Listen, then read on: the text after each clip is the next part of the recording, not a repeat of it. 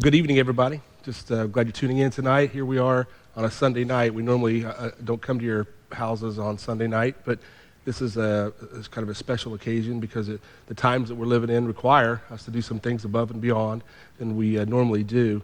I'm kind of excited, particularly about tonight and the topic.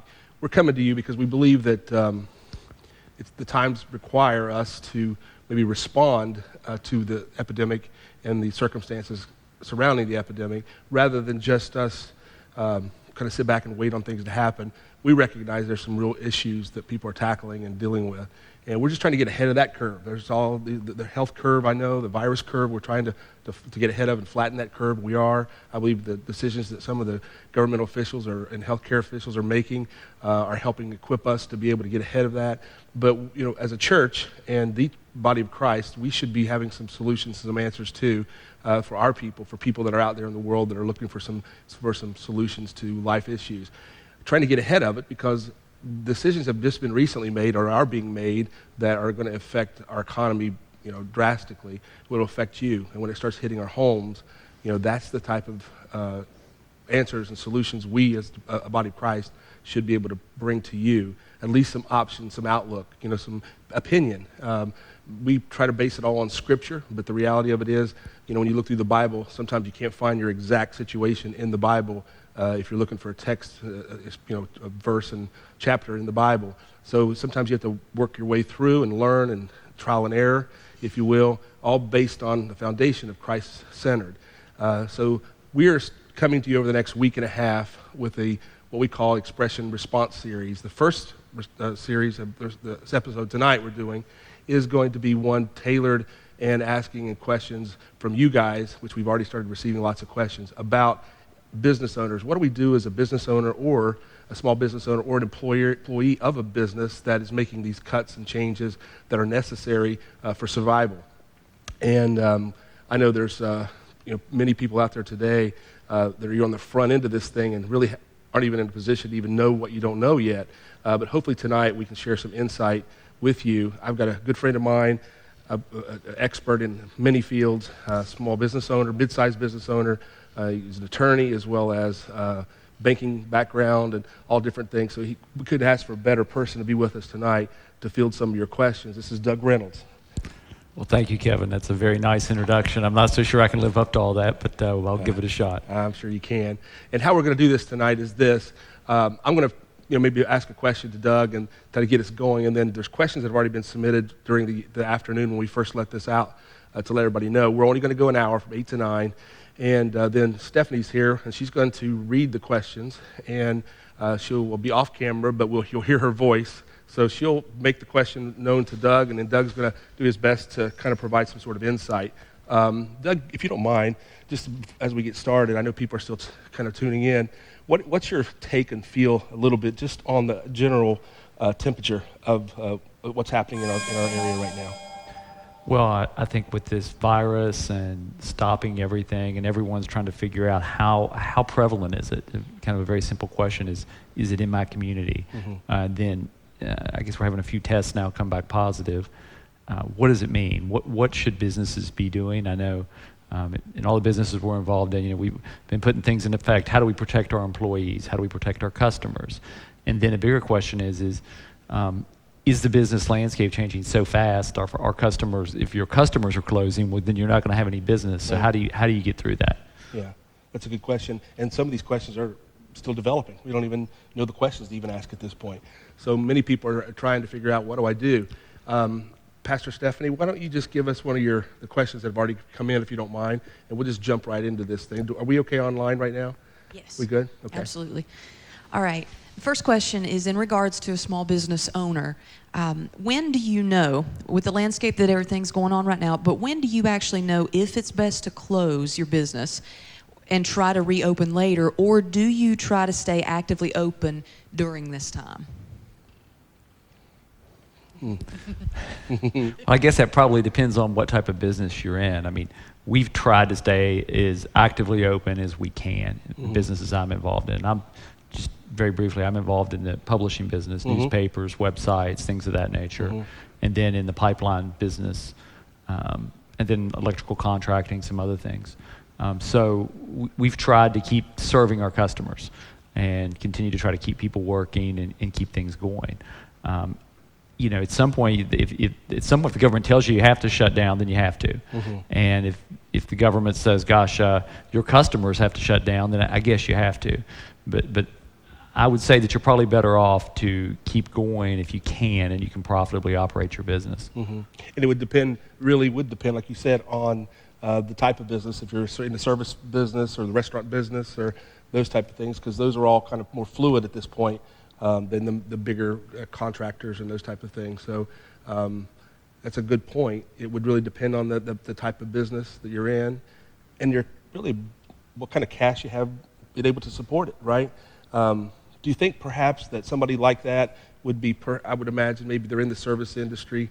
I would imagine, I don't know for sure, but I would just guessing that would be a service industry. Would they be better off maybe saying, okay, we're going to temporarily close, lay off a few people? What's the general, how do you make that kind of call? Or lay off a few? I had a guy call me the other day just to make an example. He called and he said, listen, my customers are closed, and he's in the business of drug testing. And he said, I've got several employees, but I don't have enough work for all of them to work, so I want to have to lay off some of those employees. And he come to the conclusion that his best bet was to keep the health of the overall organization rather than continue paying everybody. And then when things do change, he's not going to be in a position to hire anybody back because it's going to, the businesses probably won't be able to make it. No, that's it. I mean, you have to say, hey, what's my plan if this thing goes on till 3 months, 4 months, 5 months? What am I going to do in that case? I think it's still very fluid, and we don't know if this is going to be a 1 month, or if this is going to be 6 months that we're going through this. Right. How is the healthiest way to handle layoffs as a business owner? If you did have to let some of your people go, what is the healthiest way of doing that? We've actually had to do this in some of our businesses this week, and it's one of these things, probably the thing I dislike to do the most. I think you first of all want to be upfront with people. If it's, if you're eliminating a position, just be upfront that, listen, we're going to have to eliminate this position. We don't. And that's my fear is with some of these things that are happening, there's going to be layoffs that happen that the jobs don't come back, that there's shifts and other things going on now. And then in other cases say, gosh, we really hope we're back in 2 weeks, 3 weeks. I can't promise you that there's going to be a job here in 2 or 3 weeks, depending on how this thing plays out. Do you specifically have people on your staff that can help people through that unemployment process as far as, helping people find their route, their next step towards things? Yes, and I'll be honest with you, in the last week, we've had people that want laid off, that they've got a sick person or they're worried, they're really very apprehensive about the disease and they've asked for it. And other people said, I can't have a layoff. Like, I've got all these other obligations. Please don't lay me off. And that's the hard part. Yeah.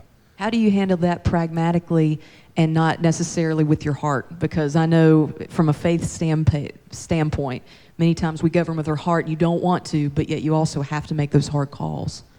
That's one thing you have to balance. I mean, that's one of the hard, that's what I've probably had more sleepless nights the last 2 or 3 weeks than I ever have. And oftentimes what you have to do, and maybe you put it off, but you have to do what you have to do.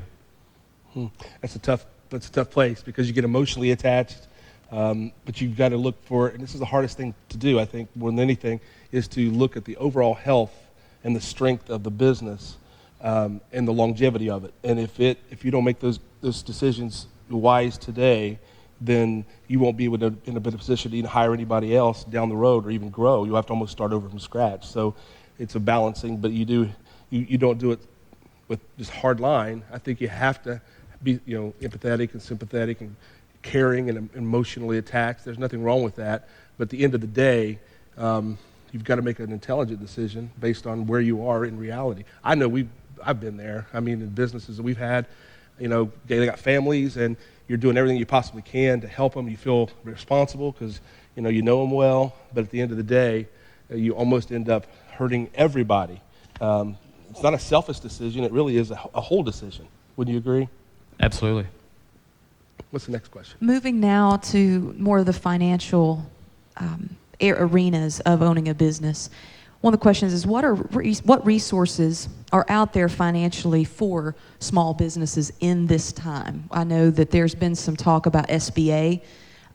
Specifically with that, it seems to be more for property loss, but not necessarily for wages. Right. How do you navigate that whole field, and what financial assistance programs are available to small businesses during this time? Well, the SBA is basically a lending program, and really it sort of exists for businesses that are almost in a position where they could not need an SBA loan. In other words, it's kind of that, I guess, a little bit of capital they're short, or the way the system's designed.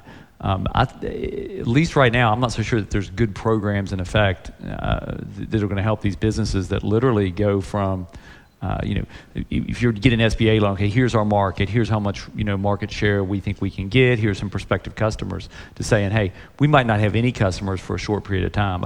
And I know that's one thing that legislation is trying to deal with. Okay, how do we deal with these small businesses that have fewer than, say, 50 employees?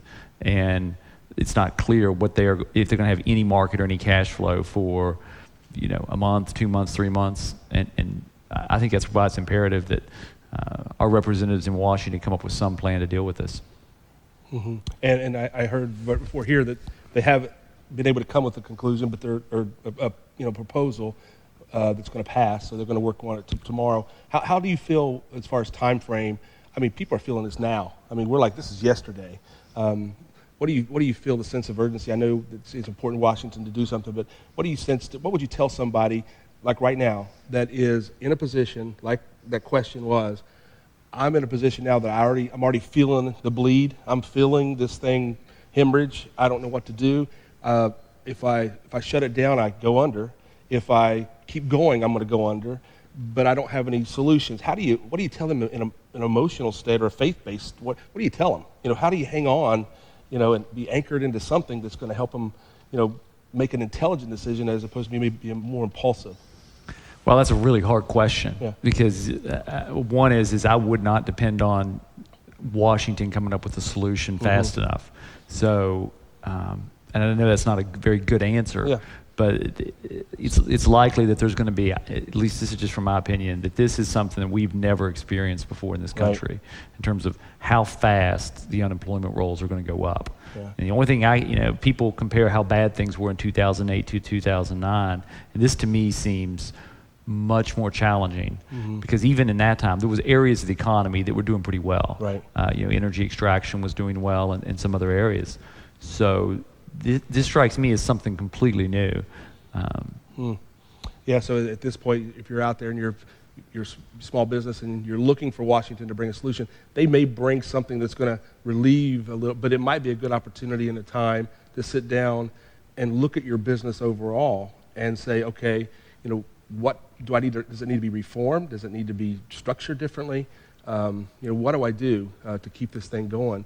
So I just want to encourage you out there that the Lord is faithful. I mean, these are all very practical examples that we're looking at in these questions because they're real, but I want to make sure you recognize that you're coming from a place of faith where, and faith is not empty faith, it's got feet to it, where faith without works is dead. So sitting around going, well, God's just going to take care of me, God's going to take care of me. He will take care of you, but what he'll do is he'll give you a strategy to use your mind and the wisdom from God to be able to make some practical steps to go forward. So don't be afraid to make the hard calls, but don't make drastic calls based on impulse, based on fear, based on frantic or panic.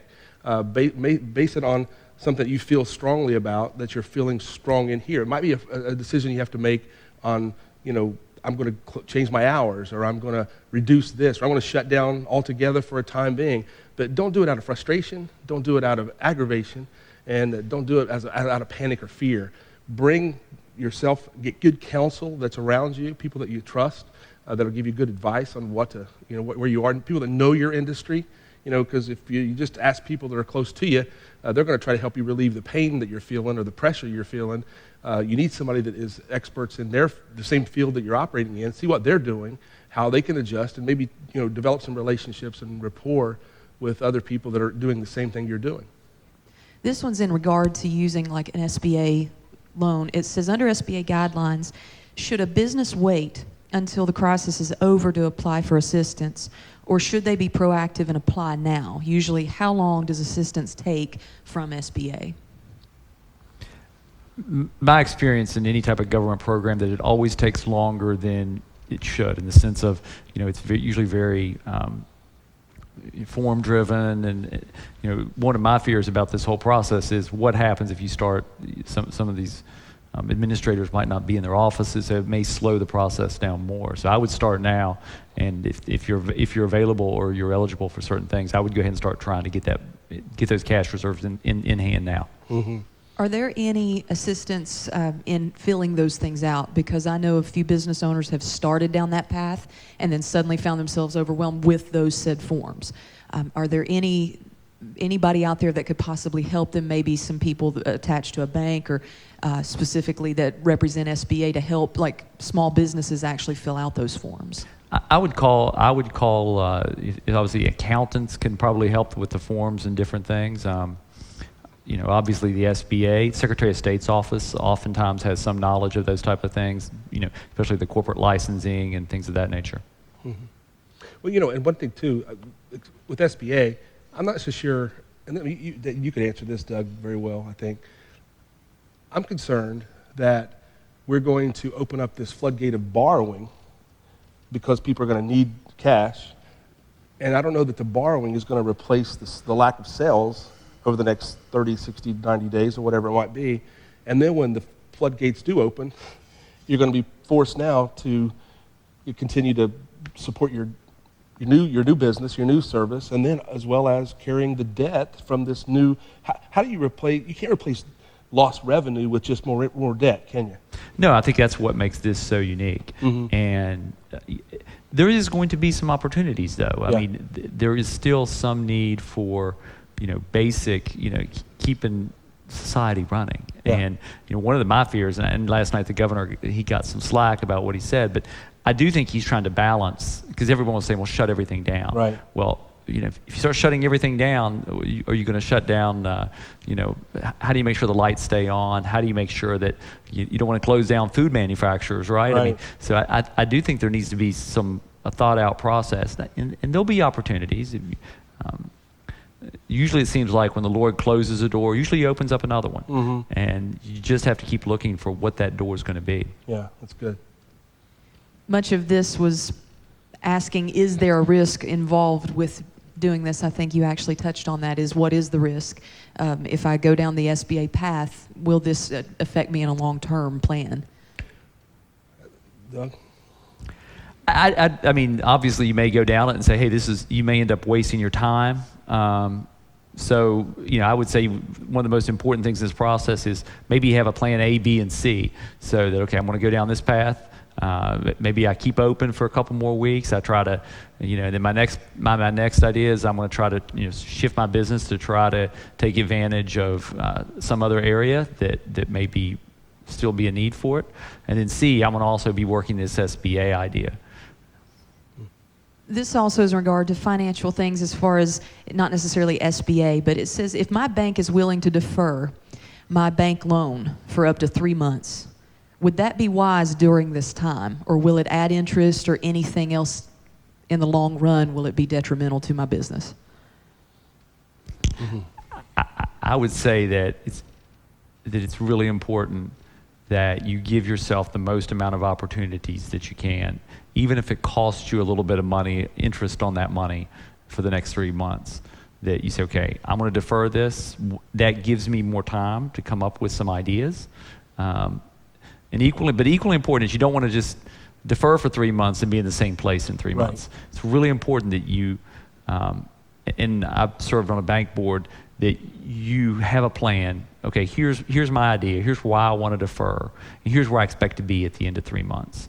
Where I expect to be at the end of month 1, month 2, month 3. And I think the banks, especially now, they're going to be dealing with a lot of people that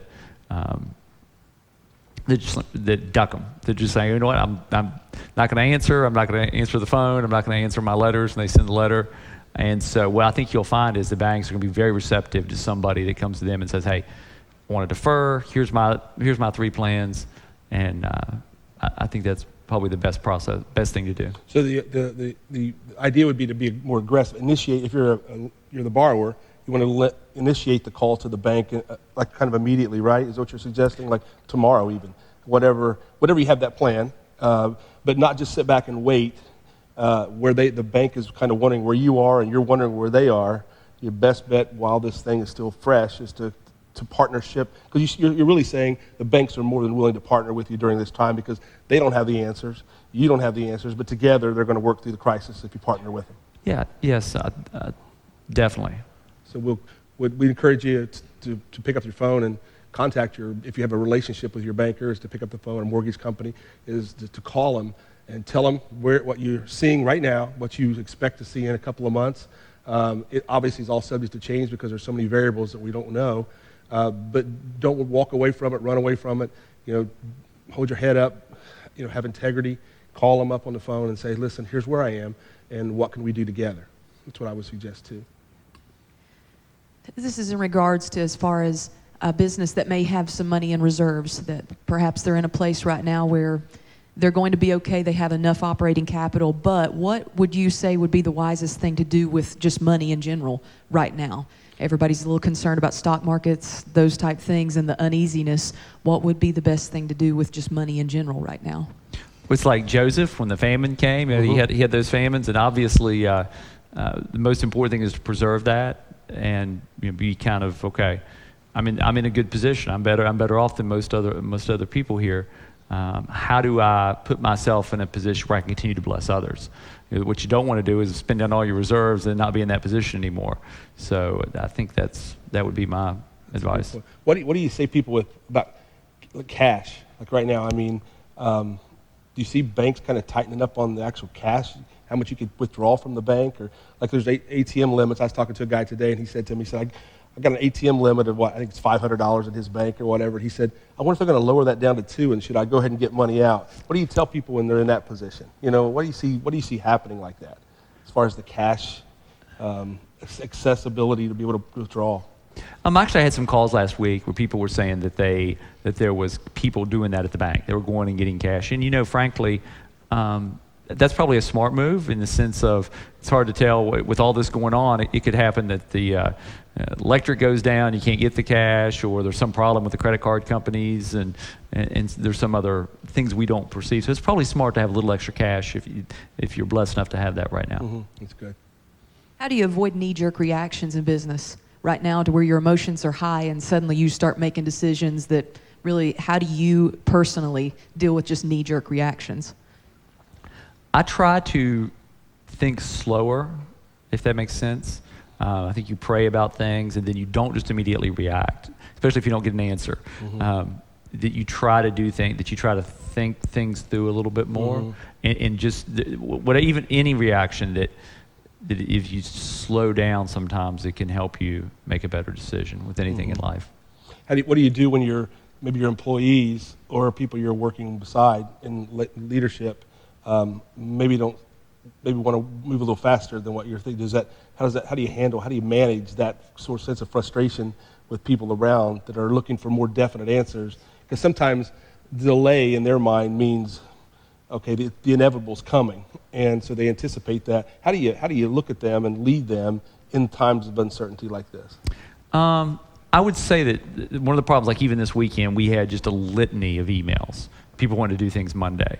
Hey, we're going to meet Monday, and we're going to talk about this at 3 o'clock. We're not accomplishing anything with this, stream of, 50 emails going back and forth. At some point, it becomes very counterproductive. Right. And so one thing says, hey, time out. We're going to deal with this, at a certain time, and then we're going to resolve it then, so that people can feel that there's going to be some closure, but mm-hmm. that it just doesn't kind of this on and on and on. Because I think emails can be good, but I think in many cases, in terms of if you're talking about something important, it's a very ineffective way to come to a resolution. That's good. That's really good. This is in regards to unemployment when you're self-employed. Someone asked, can you get unemployment when you are self-employed and not an employee, kind of like a hairstylist or someone that rents a station in a business? Unemployment, you have to pay into it. So if you can actually set a business up where the proprietor is a member of unemployment, of West Virginia unemployment, so it's going to be dependent when you set it up, if you set it up to be a member of unemployment. It would also depend too. Is the government kind of looking? See, everything's kind of subject at this point what they're going to come out with this plan. Don't you think too? Because they're going to come out with things. Probably they're going to go outside the box and probably break their own rules, if you will. Because I think there's a sense of concern from Washington that people in our normal system that's structured, set up, probably won't be sufficient to help supply everybody's needs. And I think last week you saw that with the Justice Administration waived, like there's only a 1 week where you have your paperwork and you have to fill it out that says, gosh, here's the reason why somebody is unemployed, filed for unemployment, whether they quit or whether, and so they basically waive that. At least the first week they get automatically while that paperwork's pending. So I think that there's already been some efforts to try to speed that process along, which is pretty wise. Yeah. What are creative ideas for businesses that offer services to continue to bring in cash flow? So I would say that once this, and I hate to say panic, but I think once things subside, people are going to have to look out and say, I'm going to have some engagement. Like, it's like this. You still want to get out there and you want to reach people with God's word, and they can't get them to come here. So, all right, we're gonna take something we're already doing, and you're going to reach out and have this discussion. And I think every business probably has those opportunities to try to reach people in different ways. What is, as far as I know that the government is talking about a stimulus plan for the entire, what are your thoughts on that? I think there'll probably be 2 or 3 different ones. I mean, I in the sense of, if you look at 2008 as kind of as a blueprint, there was kind of the first, okay, we got to stop what's going on in the banks, TARP, and then there was a couple, I guess, small auto bailouts, and then there was a huge amount of other. There was the big stimulus plan. So I would say that we're pretty early on in this process, and I think that as we start to slow the economy down, with the everyone being stuck at home, but the problem is like a traditional stimulus plan of, okay, we're gonna build roads or do whatever. Well, if people can't go out their house, then it's hard to see something like that working. So I think we have to get a little further down the road, and maybe have to come up with some new ideas of how we respond to this. That's good. Do you sense there'll be a package that will be passed real soon in Washington? I mean, I notice people are, for the most part, putting politics aside and really are focused on the general welfare of the country as a whole. So they seem to be working to, politics are still there, but it's not necessarily driving force at this point, because I think really they're wanting to work. Do you sense that if they were to pass something this week, do you sense that happening, rolling out very quickly, or how do you know government pretty well? Unfortunately. I sense that there will be something done to help people that are getting laid off in the very short term. And then, then you say, how long is this thing going to last? Yeah. And you've been hearing about, this kind of, the curve, flatten the curve. And the problem with flattening the curve is, the further you push the curve out, how hard is it going to be to get things going again, right? I mean, if we're successful, and I believe we will be with stopping the rate of infection growing by having this, well, who's the first person that says, all right, the curve is flatter, or it's flat enough now, are we ready to go back? Yeah. That's the hard part. I mean, that's going to also, there's been some tough decisions made. There'll also be tough decisions made to go back to work and say, all right, it's probably not going to be zero, right? Like, what level of new infections do we have to wait till it completely stops, or when it starts getting lower? And in certain areas of the country, it's probably going to be differently affected. So those are going to be hard decisions also. And how do you think the American people as a whole, because you're pretty good people, how do you feel like their temperature is going to be? People for the most part are compliant right now, but when it starts affecting your home, when you start getting the disconnect notices, the layoff notices, those things and you start looking at your children, and you really don't have security, because when people lose their security, people start rising up. What do you sense, and how would you talk to the people that are watching tonight that are affected by this? Because there's 2 sets of people here we're talking to. We're talking to the people that are business owners that make decisions for people's lives, and then there's the people that are watching perhaps that are the end result of those decisions. And how do you balance that, the no blame game, if you know what I mean? Yeah, I mean, I would. There's always going to be people that are going to blame themselves, others. I mean, I've definitely over the last couple of weeks thought, what's God's plan in all this? Yeah. Like there has to be something on the other side of it. I do believe this is going to be a transformational event. Now, hopefully, it's for positive. Right. Obviously, we all have some role in making sure that it's for positive and not negative. But I think over the next few weeks, we're going to have to re-question maybe a lot of the things that we were doing.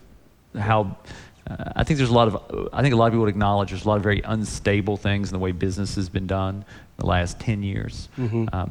We get to whether it be the financing of healthcare, student loans. These things have kind of been out there a while, and it wasn't necessarily that we were there hadn't been a good answer to them. But I hopefully some positive things come from this. Don't you sense that every system that we have in society right now is feeling the stress of this thing? Isn't it weird how something so invisible, but very, very tangible, but invisible, can cross over every socioeconomic barrier, every ethnic barrier?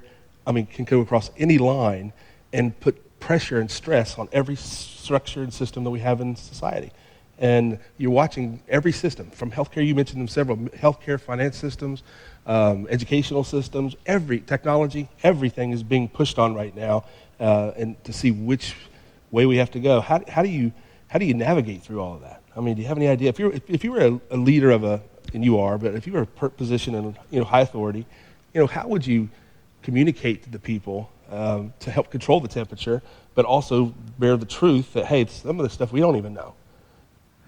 And that's, I think you see it, and every day there's a new press conference, and I think you kind of see maybe people having different ways they do it and ways they communicate that. Yeah. I think the most important thing is most public leaders have some reservoir of goodwill and credibility that you never can sacrifice that. Right. That's the most important thing. That's good. So telling the truth straight at them. Sometimes you have to protect them from themselves, to some degree. It's like your children, you tell them the truth, but there's some things you don't know. You have to wait and let it play out, right? Yeah. Another question? Another question is, if taxes are not withheld from our checks, will we end up paying them back eventually? If taxes are not being withheld. Withheld from checks, I'm assuming in general, or possibly if we were to be getting stimulus, what would that look like? Do we inevitably pay them back eventually? I would assume that they're meaning they would receive something as a grant I would assume rather that. than a loan. I would assume that. Rather than a grant rather than a loan. Is that what Yes. you mean? Read that again. So, If taxes are not withheld from our checks, will we end up paying them back eventually? well, if they're not withheld, you won't be paying them back because they're not withheld. Is that would you?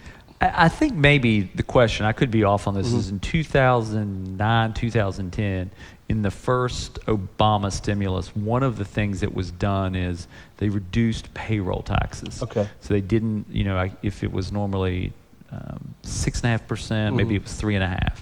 So that money, you just basically it was just more money in your pocket.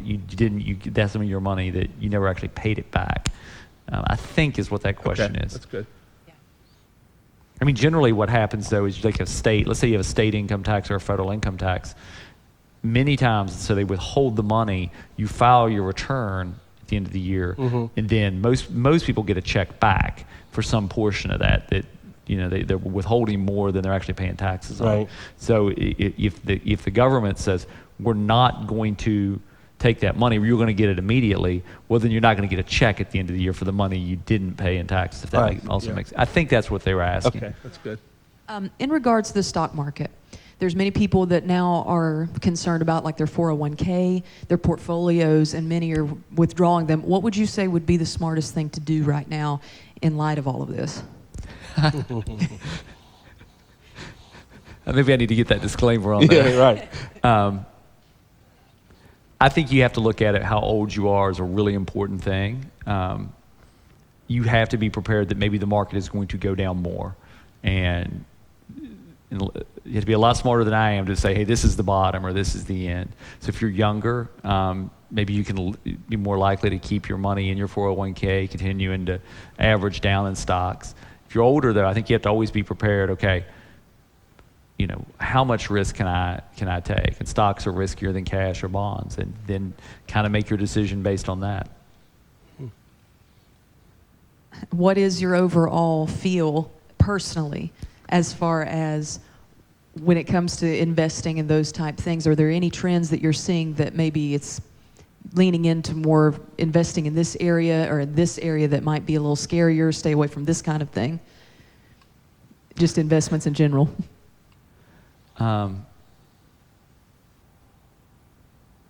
would say that we are going to go through some big changes, and what is usually good in the future isn't what was really good the last couple years when you go through a big change. If you can remember, say in 2008,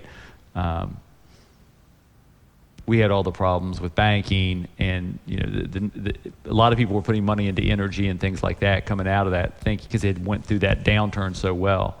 Now that's really at the forefront of a lot of the problems. As you see, obviously it's good whenever when you fill up, but if that's your customers, they're really struggling. Right.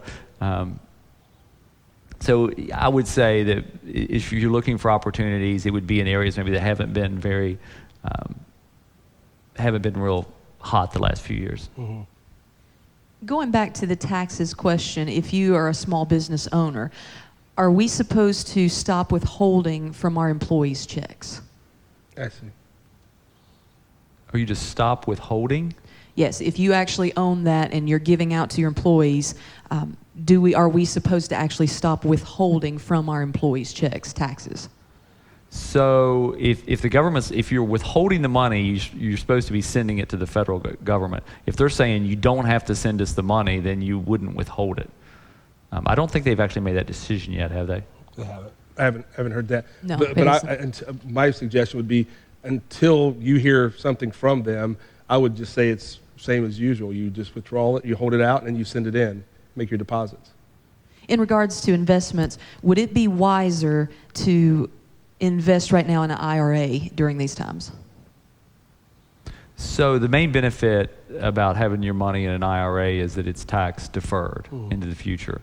The only problem with the IRA is once you put the money in, you have to keep it in there till you're 60 or 59 and a half, I think. So I think you have to be really careful. Okay, it's a great idea. Okay, I'm gonna put the money in. I feel like you have a very stable job. I'm willing to put that money in there and not touch it till I'm 59 and a half. Then yes, but if you think you might need the money in the next 3 months, that's probably not the benefit of getting it tax deferred is probably worth less than making sure you have it and you can use it now for what you need. So you'd hate to put it in and have to take it right back out and pay a penalty.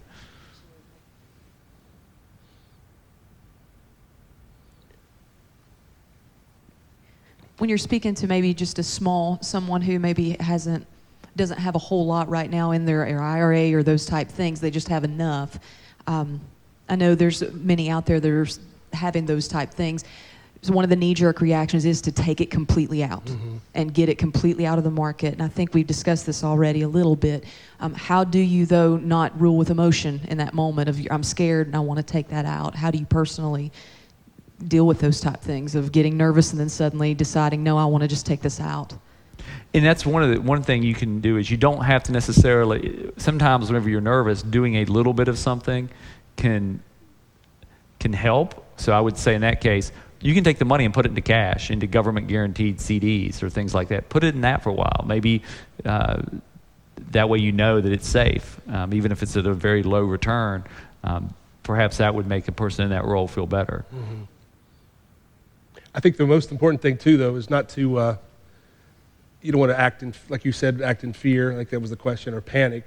I think there's some good counsel out there. If you've got an advisor, financial advisor, and it's somebody that you have trusted and worked with over the years, I think we just, as we talked about, if you're a business owner and you've got a relationship with the bank and they're your creditor, pick up the phone tomorrow and call them and say, here's where I am. Tell me where we are together. That way, as the thing unfolds, you're in a partnership with them, as opposed to them being just you owe them money and you being their customer. It becomes more of a relationship. I would suggest you do the same thing with your financial advisor as well. I'm sure financial advisors are getting calls left and right, and probably feeling lots of pressure from people that are calling up asking for answers, and sometimes you don't have the answers, especially when we're so early into the process of this. So I would encourage people to be patient, but also pick up the phone and be okay with talking to your financial advisor and saying, here's my concerns, here's where I am, and they know you as well as anybody, I'm sure. Talk to people that you know that are close by. Be careful not to be talking to other people that are in panic, because when you're panicking and you draw more panic from other panic, then the next thing you know, it's amplified and everybody's making hasty decisions, and that's what really causes a lot of hysteria that goes on in the whole world. I do want to go back to something though real quickly, that the one about the SBA, we're so early in this process. You said it very well at the very beginning. SBA is basically for lending, and at this point, we don't even know the programs that the government's even going to lay out. So somebody that's in a position right now that is feeling the pressure of, maybe they're already closed down, maybe they've already had to modify their business model, and they're trying to figure out how to do this. They're already feeling the crunch, and they're looking for a little bit of relief. Is it safe to say that they're probably not going to get a real quick relief in the next week or two? So rather than try to initiate something that may take you down a bunch of red tape, I don't know that the government and those programs are even set up at this point to bring a solution to somebody. Would you agree with that at this point? That's why I said that, I think it needs to be, I think you need to be looking that way, and trying to figure out, okay, what is this going to be out there? And it's something we need to keep. But you probably need an A and a B. See, how do I realign this business for the next 3 months, 6 months? Right. That's good. If you own a home, would it be in your favor right now to refinance, as long as you've had at least 10 plus years owned on it? Well, it depends on what your interest rate is, and are you refinancing to lower your payment so that you can use this money for something else? I think that's, and I think that's an individual. My guess is the interest rates are going to be at historical lows. So there's probably a good opportunity if you have a good credit history and, okay, I'm going to refinance my house, and here's what I'm going to do with it. Yeah. But only refinance it if it's purpose driven. I wouldn't do it just because everybody else is doing it and because rates are low. Measure it out. If you're trying to shorten your term, if you got a 30-year mortgage or a long term left, and you can refinance it to lower the term or modify it to lower the term, pay it off in 15 years and probably reduce your rate. I think those are the kind of things we need to look at. Challenge you're going to run into right now, though, is nobody is working. Nobody can go to courthouses to do title searches. Nobody can do appraisals to do work. So there's a lot of businesses are kind of shutting down. So I'm not so sure how fast all that stuff's going to be put in action. As business owners, do you see many trends? Because unfortunately, after 9/11, we saw that a lot of different things happen, that big of a catastrophe happening. Do you see any trends that, as we're kind of at the beginning of this catastrophe, this crisis, do you see any patterns that are kind of swelling up that you're going to see that during those times they're going to history repeat itself here, or is there anything that's more indicative that it's going to be a little bit different this time? I would say that one of the things that after 2008, 2009 is it sped up trends that were already in place. And so one of the things I think you'll see after this is you will see a lot more working from home, that's going to be a bigger part in terms of call centers and customer service, that there's going to be some elements going to say, okay, we're going to have a smaller call center and we're going to take a third of these calls or something and direct them to people's homes. And I think you're going to see, one of the things I think it will come from that is you are going to see more of that type of thing. That's something that was already sort of in place. With the way that things, lending to what you just said, with the way things are right now, I know it's demanding many small businesses to deliver their product on a media, just like tonight, on a media scale. How has that affected your businesses personally, as far as how have you changed and redefined your business? As somebody asked earlier, how do you redefine your service industry to fit on a media platform where people can't actually come to you? So in the newspaper business, we've been fighting this for 20 years, right? I mean, it started with, gosh, we're just going to put everything out there. We're going to make it free. And that had, its own problems.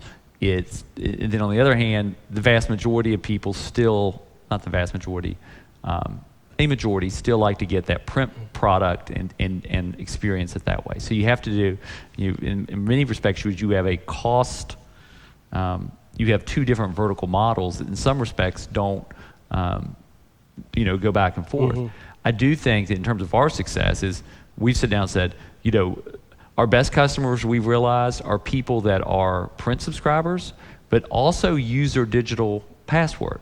And some people, what we found as an interesting thing is they don't even realize that they can do it, right? But then they get on there and they start doing it some, and okay, well, I'm going to get on there and do this, and I'm going to get the thing. They become more engaged. They comment on things. They actually create their own content in the sense of, okay, they get on there, they comment, the other people comment on the story. Well, they're going to go read the story, right? Their friend, what's this about? My friend was commenting about it, so I'm going to go up and read the story. Well, that's another hit. And of course, they do that enough, then they hit the paywall and they're like, oh, well, all right, you finally got me. I'll finally pay you a couple dollars, Doug. So I think all businesses have to always be readjusting. Okay, here's what I'm doing that's not digital related, but here are my opportunities, and always be open to the idea of trying to do something new, realizing that sometimes that's not going to work. Okay, well, this doesn't work, we'll try something else. That's good. How would you rate the resolve of the government to preserve the supply chain versus the desire to flatten the curve? That may be the hardest question. We were talking earlier about it, and I said, I think that the governor yesterday, it may not have come across real well. I think that's what he really is trying to deal with, is how there's all these essential services that we need to continue to deliver. And this idea of shut it down, that's been, you hear some of my friends, like, gosh, they seem to shut it down. Like, once you shut things down, it is very hard to get them back going again. Like, hey, we did this was a mistake. What happens if you shut something down and you can't get the water back on, right? You send everybody home and the water's off. So you make a crisis that's bad that much worse. Now people, they can't go buy bottled water. They have to go buy it.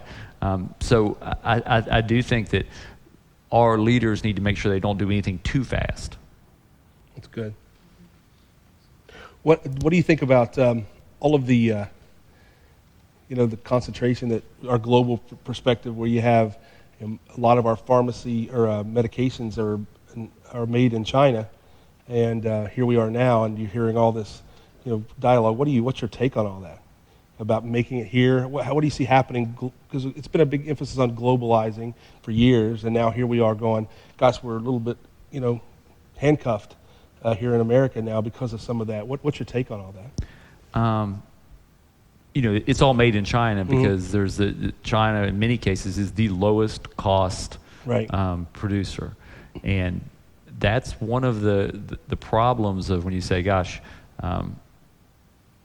if you do things always for the lowest cost in anything, there's usually at some point some other cost that you've not, the lowest cost is always easy to figure out, right? You walk into the store and this is 60 cents and this is 70, anyone can figure out what the lowest cost is, but is it always the best? Right. And that's always a lot harder decision. And I think that in some cases, I think we'll see some things maybe come back to the U.S. Might be a good. I think you'll see a lot more there that people say, well, you know what, we're not going to have something single source to China. We're going to have, even if we can't make it competitively in the U.S., we're going to pay a little bit more and have it made in Mexico or somewhere else where there's multiple sources. Do you think that the culture has become, this generation that we're here, especially our younger generation, they've become so convenient driven? We like things low cost and we like things quick. And here we are now looking at things going, maybe that wasn't always the best thing for us, that sometimes there's a little bit, hard work does pay off instead of just making it so convenient and having it shipped over here and we don't even know how it got here. Most people that I talked to didn't know that China did make a lot of those medications, and most of our IV bags, I was even told, that come from Puerto Rico were all heavily concentrated down in that area. But nothing wrong with that. I'm just saying that there's things now that are public's becoming aware of that the general population really wasn't aware. So do you see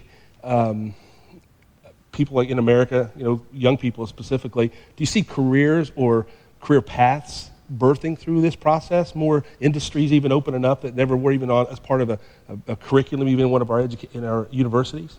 That was one of the things I saw as kind of like a nascent trend of, especially younger people you talk to that really are saying that they want to see that they want to go out and they'll go out of the way and pay a little bit more to support a local business, realizing those dollars stay in the community. Right. And it's people working here, and this is people that support the baseball team and things like that. Yeah. I hope that this is one of those things that after this, that accelerates. Yeah. Because I do believe that that was a nascent trend to begin with. Yeah, I agree.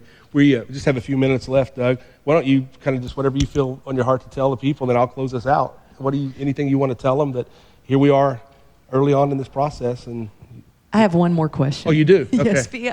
since fiat currency is depreciating, do you think that more businesses will adopt digital currency as payments instead of paper money that can carry the virus, such as Bitcoin? Bitcoin, I've always thought that those type of currency, there's still a allure around them that the government can't track them, and that was part of the allure, and I don't believe that the government will allow the banking system to support them at this point. So I don't think that they're going to be very popular. What do you tell them? What do you tell the people? You got business owners watching. You've got people that are employees that are looking for answers. What do you say? One is I do appreciate you giving me this opportunity, and I appreciate you all tuning in today. I think we're at the start of some very challenging times, and it's important that I think we're kind of in the ark now, and we're in this dark sea, and it's important that you don't pop out too early, and on the other hand, eventually we will get through this. There'll be a rainbow at the end, and we will get through this. And that God has a plan. I wish I knew what it was, because it sometimes feels pretty dark, but we will get through it. Yeah, and I just want to encourage you tonight too, as we close, that here we are. 4 weeks ago, we would have had no idea that we would not be able to gather together as a church and people to come in. And I heard the governor in Michigan did not, in her order to close the state or to discourage all the gatherings, she made an exception for the worship community, the faith community. And they asked her on the news, they said, why did you make an order but you excluded them? And she said, well, if there's a separation of church and state, we ask them to do the right thing and not gather. But we are not going to get involved in those type of things. I'm encouraged by the faith community in our region that is looking to comply with the governor, with the president's request, with local officials as well, that are trying to flatten this thing out and get ahead of the curve so we don't have to deal with this crisis long term. And I just want to commend all of the churches and leaders and pastors that are making decisions that are in the best health for everybody, the decisions that are, look, I'm not willing to put everybody at risk. So that's a great thing. I do see, and I do think, as even Doug mentioned earlier about Joseph, I do think that there is such a transition that's happening in the body of Christ, and every industry that we know in the world in every sect of society is being challenged, including the church. We've got to really reflect on how we do what we do. And as I said this morning in my message, I really am concerned that people are hunkering down, waiting on this thing to pass so we can come out and try to do business as usual. But I'm afraid when you walk out of the ark and you walk out of your house and we finally come back into society and we all kind of work together, it might be a different society than it was before it started. There's a good chance it'll happen that way. And if we don't make the adjustments internally in our hearts now and our minds, like I know we've got business owners that are watching from that one particular guy's a friend of ours that comes here, he owns a pizza shop, and he's got employees, and it's a small business, and you got to make some hard decisions now. Sales have already probably dropped to the point where you're probably pulling out of your reserves, and then you have to wonder, when do I stop the bleed? I'm just saying, it's just like being in an airplane, and sometimes, I'm not saying you have to do this, I'm just saying just take this into consideration. Sometimes when you're in the airplane and the oxygen levels drop, they'll come on and tell you, put the oxygen mask over yourself first before you put it on the kids. Why? Because if something happens to you, who's going to take care of the kids? Keep yourself healthy so you're able to minister and take care of your little ones that are around you. it may be that philosophy that you have to adapt as a business owner as well, that you've got to keep the business healthy as you possibly can right now for the sake of long term. So you're able to be in a position of strength later on rather than be in a position of weakness. It feels like weakness now because things are kind of being stripped all around you and you're having to make some radical decisions, some decisions that you would have never thought you would have had to make, like closing your business or shutting off potential revenue or all revenue, and closing it down to where you have nothing coming in. But I do know this, that God is in control. And I don't say that cliche-ish, I say it in reality because the Lord is always taking care of his people. He always has said, even Elisha, when Elijah was there in the brook and he had nothing to eat, he was starving to death, God sent a raven to him, the unlikely, to feed him and give him sustenance to be able to continue on with his ministry to do what God had called him to do. And God will take care of you. If you're a giver, I know most of you are that are watching here tonight, you're a part of giving into the body of Christ. We have ways you can give here. Just because you can't come physically into the church, don't cut off your supply in your giving. I know a guy said, I don't live by what I earn, I live by my giving. And that's a good concept. A generous population of people is what the Lord has really raised up here all over this entire community. I've never seen so many people reach out to seniors, picking up medications. Our young people, our student ministry, as well as some of our adults, are going to different people's homes and dropping off things to them so that seniors don't have to get out. Dropping off medications, dropping off food. I've seen ministers as well as business owners in this area come together and identify specific needs that people have. And we are, as a church, but as a collective body of faith community, are all stepping up and doing the same thing. So the school systems are stepping up for food for the kids. There's just been an incredible uniformed effort to be able to make sure that the needs are met. Yeah, okay. What is Tuesday? What's the topic? Tell me now and I'll tell it. Okay. I've already, thanks. I just want to encourage you that we're going to do these expression and responses series over the next week and a half. The next one we're going to do is Tuesday night at 8 o'clock. And we're going to talk about, I'm going to consider him an expert of parenting. What do you do? I mean, this is changing everything. I mean, what do you do when you've got 2 or 3 kids at home, 24 hours a day, 7 days a week, and then you have to be working from home? What do you do? How do you make sure the kids stay engaged in their education online when the teachers themselves have never really been taught or equipped to be able to do long-distance learning themselves and setting up the school subjects and how much is too much and how much is not enough and how do you keep your kids engaged? And, many parents signed up for parenting, but they didn't sign up to be an educator. And that's hard. I mean, I'm hearing all kinds of these things that are happening and how much time is too much time on the computer on Fortnite and some of these other games that kids are playing. So we're going to talk about that on Tuesday night at 8 o'clock. So we'll be doing the same thing. But I want to pray for you before we go. I'm sensing that these are tough times. There's no question about that, but they're great times as well. I believe in the middle of all this, there is a silver lining. There's a transformation and a reforming that is taking place across the entire world.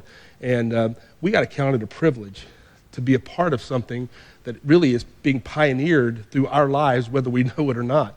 So I just want to encourage you that it looks tough. It is tough. It feels pressured at this point, but it will get better. It may get a little worse before it gets better, but I promise you on the other side it will get better. So let me pray for you. Father, in Jesus' name, I just bless all those that are watching in a way of internet and by Facebook Live and all the people that are watching this tonight and will watch this video, this whole hour. I thank you, Lord, for the business owners, and I know that there's lots of uncertainty and still lots of questions that are being asked that there's no answers for at this point. And we're in an early stage, so Lord, I pray that you give all the listeners, the business owners, a patience, a resolve inside of them to say, you know what, I'm going to just hold on just a little bit longer before I do anything drastic, or give them the resolve to go ahead and make the decisions they need to make the adjustments for the health of their business. Lord, give them that inner witness that only can come from your Holy Spirit. We bless you, Lord, tonight, and we ask God, all this virus, everything that we're dealing with as a country, as a world, we just know, Lord, that virus, it really has to submit to you. So let the name of Jesus and let your kingship rise above all of this so that the world will see that you are who you say you are, and you have people on the earth that you're blessing abundantly in the midst of all the famine and the chaos and the confusion and the turmoil. In the midst of it all, you are still Lord of our lives. We bless you and we bless the people in Jesus' name. See you all Tuesday night at 8.